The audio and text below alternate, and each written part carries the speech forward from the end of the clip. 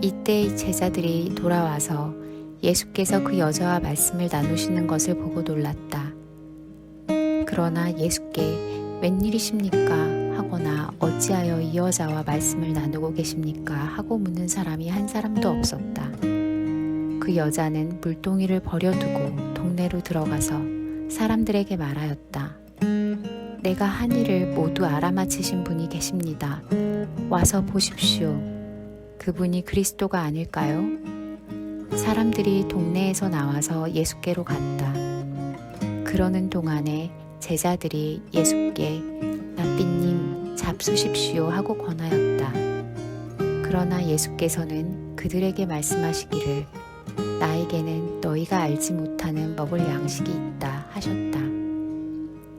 제자들은 누가 잡수실 것을 가져다 드렸을까 하고 서로 말하였다. 예수께서 그들에게 말씀하셨다.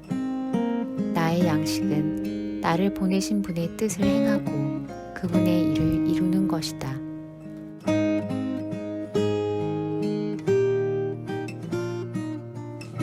여기까지 예수님과 대화를 나눈 사마리아 여인은 물동이를 버려두고 마을로 들어갔다라고 얘기를 합니다.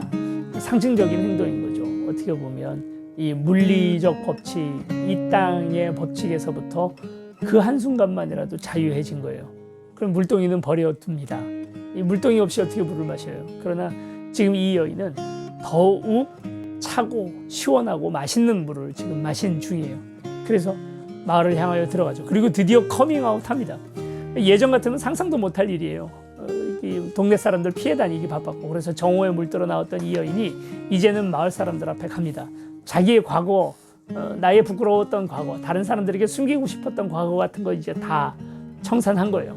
예수님한테 갑니다. 마을 사람들에게 갑니다. 가서 이제 이 사람들에게 내가 예수 그리스도를 만났노라고 이야기를 하고 그걸 증언하게 되는 거죠.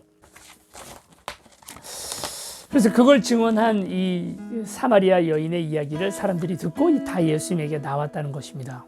제자들이 와서 보니까 재밌거든요. 이 사마리아 여인이랑 얘기를 나누지를 않나. 예수님께서 그러고 계시니까 이 제자들이 무슨 일일까 이제 궁금해서 이제 물어보는 거죠. 뭘 좀 잡수셨습니까? 배고프시죠? 했더니 예수님께서 하시는 이야기가 이렇게 얘기를 하시죠. 34절입니다. 예수께서 그들에게 말씀하셨다. 나의 양식은 나를 보내신 분의 뜻을 행하고 그분의 일을 이루는 것이다. 물리법칙, 먹지 않으면 배고파야 되거든요. 그런데 예수님은 이에 대하여도 초월하신 모습을 우리에게 보여주죠.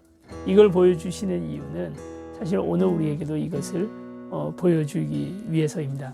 집사님들과 함께 교제를 나누다 보면 가끔 이런 어려움을 호소하는 분들이 있어요. 분명 교회 다니는 분들인데 다 같이 모여서 아이들 학원 어떻게 보내고 그 아이들이 또 어떻게 서울대를 가는 그 그림이 어떻게 그려지고 그리고 이 아이들 맨날 부동산 투기 어떻게 하고 또 재테크를 어떻게 하고 하는 이야기들로 오늘 우리가 머릿속이 가득해지는 거죠. 그런 얘기를 계속 듣고 있다 보면 나만 도태되는 것 같고 내가 잘못하고 있는 건가? 내 생각이 잘못된 건가? 하게 된다는 거예요.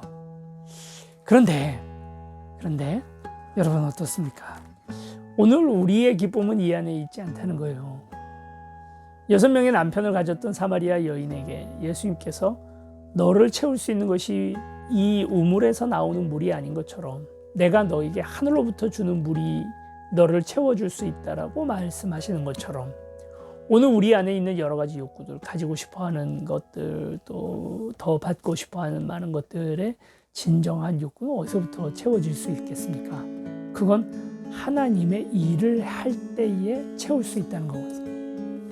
이 땅의 것으로는 오늘 우리가 채워지지 못합니다.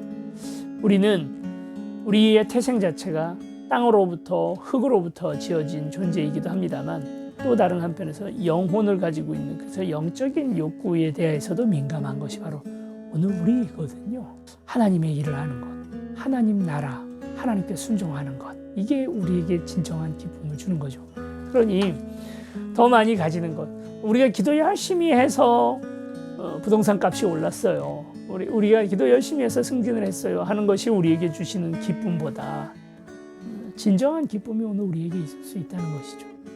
여러분 그 기쁨으로 살아가는 저와 여러분들이 되었으면 좋겠습니다. 사람이 떡으로만 살 것이 아니요 하나님의 입으로 나오는 모든 말씀으로부터 사는 것입니다. 구독과 좋아요 눌러주세요.